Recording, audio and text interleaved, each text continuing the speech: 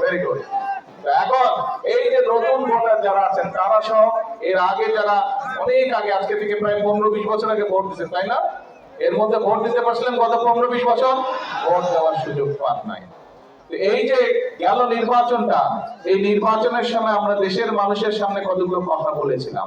এই বক্তব্য শুরুতেই কিন্তু আমি বলেছি যে আমরা এমন একটা দল করি, আমরা দল করি শহীদ জিয়ার দল করি, আমরা দল করি দেশনেত্রী খালেদা জিয়ার দল করি, এবং আমরা সেই কাজগুলো করতে চাই যেই কাজগুলো করলে মানুষের উপকার হয়। এবং সেই জন্য কিন্তু নির্বাচনের আগে আমরা বলেছিলাম কতগুলো কথা, অনেক কথার মধ্যে কয়েকটা জরুরি কথা আমরা বলেছিলাম। কি কথা?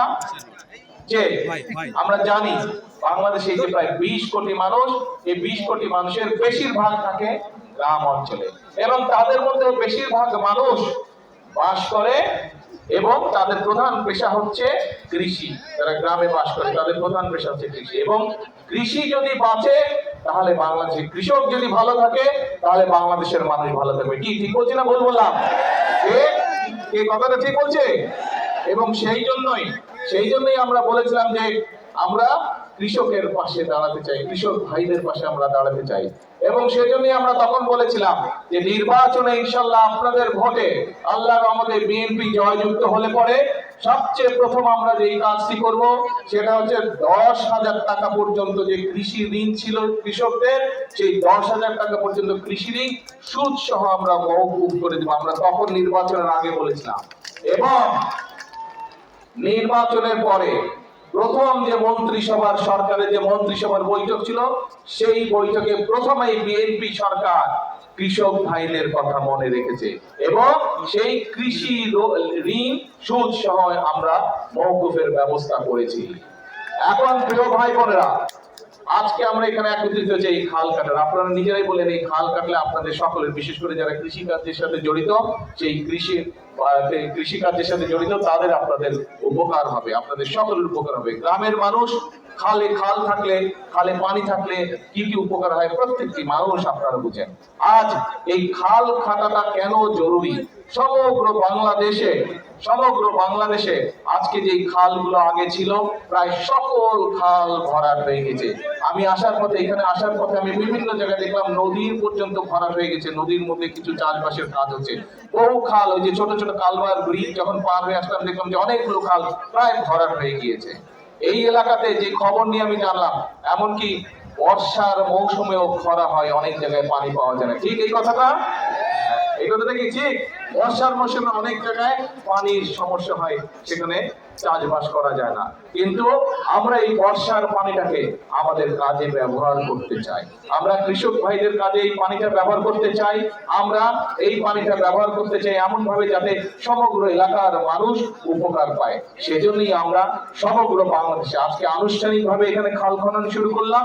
সমগ্র বাংলাদেশে ইনশাআল্লাহ আগামী 5 বছরে আমরা প্রায় 20,000 কিলোমিটার খাল খনন করব, যাতে করে এই খাল খননের মাধ্যমে একদিকে আমরা বর্ষার সময় হঠাৎ করে উজান থেকে পানি চলে আসে, নদী খাল সব বন্ধ হয়ে যাওয়ার কারণে উজান থেকে যখন হঠাৎ করে পানি আসে তখন দেখি যে আমরা নদী খাল বিলের আশেপাশে যে বাড়ি ঘরগুলো আছে মানুষজনের, সেগুলো ভেসে যায়, গরু ছাগল ভেসে যায়, মানুষের কাপড় জামা নষ্ট হয়ে যায়, ঘরের জিনিসপত্র নষ্ট হয়ে যায়, ঘর বাড়ি নষ্ট হয়ে যায়।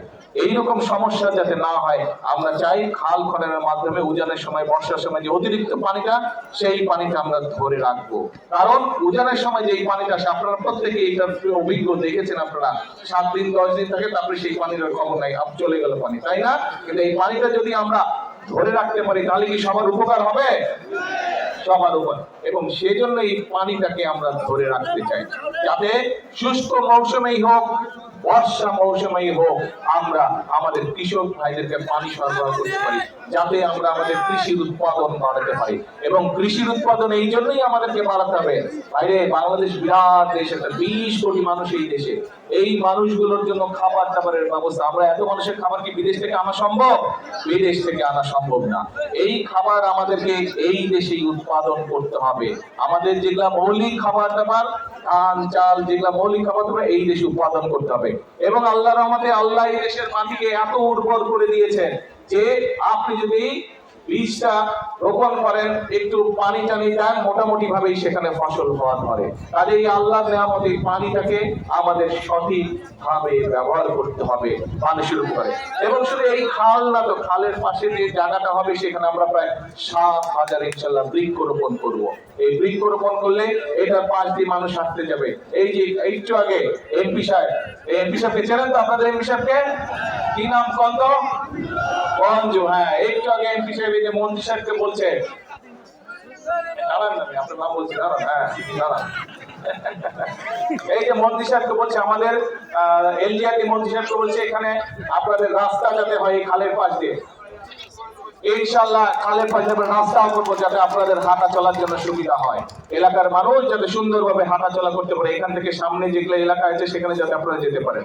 কাজেই আমাদেরকে সারা দেশে আমরা এইভাবে খাল খনন কর্মসূচি শুরু করেছি আনুষ্ঠানিকভাবে। আজকে এই খাল খননের মাধ্যমে আমরা যেরকম পানির সমস্যার সমাধান করব, একইভাবে এই খাল খননের মাধ্যমে আমরা দুই পাশে ফলের গাছ লাগাবো, দুই পাশে যেগুলা মূল্যবান গাছ আছে সেগুলা লাগাবো, যাতে দেশের সম্পদ বৃদ্ধি হয়। আরেকটা বিষয়, এখন যেহেতু খালে পানি নাই, নদীতেও পানি নাই, আমাদের কি করতে হয়? এই যে ডিপ টিউবওয়েল দিয়ে আমাদেরকে মাটির নিচ থেকে পানি বের করে আনতে হয়। এখন চিন্তা করে দেখেন তো, আজকে থেকে 10 বছর আগে আপনি যতটুকু গভীরে গেলে পানি পাইতেন, এখন পান আরো গভীরে যাইতে হয় না কি? আরো গভীরে যেতে হয় এখন, আর অনেক গভীরে যেতে হয়। আগে যদি আপনি 50 ফিট গেলে পানি পাইতেন, এখন হয়তো 300 ফিট যেতে হয়, তাই না? ওই পানিও তো কমে যাচ্ছে, কিন্তু ওই পানি যদি কমে যায় তাহলে তো আমাদের সকলকে বিপদে পড়তে হবে।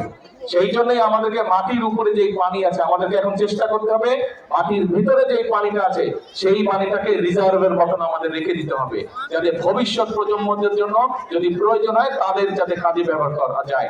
এবং আমাদেরকে মাটির উপরে যে পানি আছে সেই পানিটা যতটুকু সম্ভব সৎ ব্যবহার করা যায় সুন্দরভাবে পরিকল্পনা করে, খাল খনন করে, নদী খনন করে আমাদেরকে মাটির উপরের পানিটা ধরে রাখতে হবে। প্রিয় ভাই বোনেরা, আমরা এই তো গেলে কৃষির কথা, আমরা কিন্তু আরো কতগুলো কথা বলেছিলাম নির্বাচনের আগে। আমরা বলেছিলাম এই যে এখানে অনেক মা বোনেরা বসে আছে, গৃহিণীরা বসে আছে, আমরা বলেছিলাম এই সারা বাংলাদেশে 4 কোটি পরিবার আছে। এই 4 কোটি পরিবারের মায়েদের কাছে, যাদের সংসার আছে তাদের কাছে আমরা ফ্যামিলি কার্ড পৌঁছে দিতে চাই। এবং সেই কাজটিও কিন্তু আমরা শুরু করেছি। আমি জানি এই এলাকার কোনো মা বোন এখনো ফ্যামিলি কার্ড পান নাই, তবে এতটুকু বলতে পারি ইনশাআল্লাহ আপনারা পাবেন। একটু সময় লাগছে, কারণ সরকারের কিছু নিয়ম কারণ আছে। পাইলট প্রজেক্ট প্রথমে শুরু করতে হয়, আমরা সেই পাইলট প্রজেক্টের কাজ শুরু করেছি। সেখানে আমরা 37,000 মায়ের কাছে, বোনের কাছে আমরা ফ্যামিলি কার্ড পৌঁছে দিয়েছি।